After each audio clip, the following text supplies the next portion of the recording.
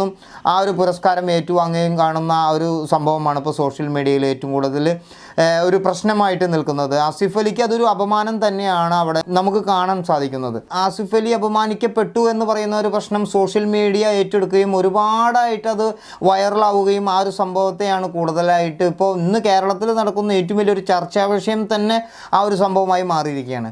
അങ്ങനെ ഇരിക്കുമ്പോഴാണ് ആസിഫ് അലിയെ രമേശ് നാരായണൻ എന്ന് പറയുന്ന അദ്ദേഹം ഒരുപാട് ഇൻ്റർവ്യൂകളിലൂടെ ഇപ്പോൾ പറഞ്ഞു വരുന്നത്, രമേശ് നാരായണൻ ആ ഒരു സംഭവത്തിന് ശേഷം ആസിഫ് അലീനെ ഒരുപാട് കോൺടാക്ട് ചെയ്യാൻ ശ്രമിച്ചു, സ്വിച്ച് ഓഫ് ആയിരുന്നു ഫോൺ, അങ്ങനെയൊക്കെ ഒരുപാട് കാര്യങ്ങൾ പറയുന്നുകൊണ്ടിരിക്കുന്നുണ്ട്. അങ്ങനെ മെസ്സേജ് വരെ അയച്ചിട്ടുണ്ട്, ഒന്ന് വിളിക്കൂ എന്ന് പറഞ്ഞിട്ടുള്ള മെസ്സേജ് വരെ അയച്ചിട്ടുണ്ട് എന്നുള്ളതാണ് രമേശ് നാരായണൻ ഇൻ്റർവ്യൂകളിലൂടെയും ന്യൂസുകളിലൂടെയൊക്കെ പറഞ്ഞു വരുന്നത്.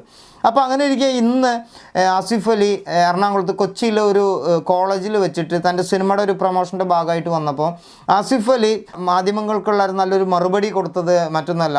ആസിഫ്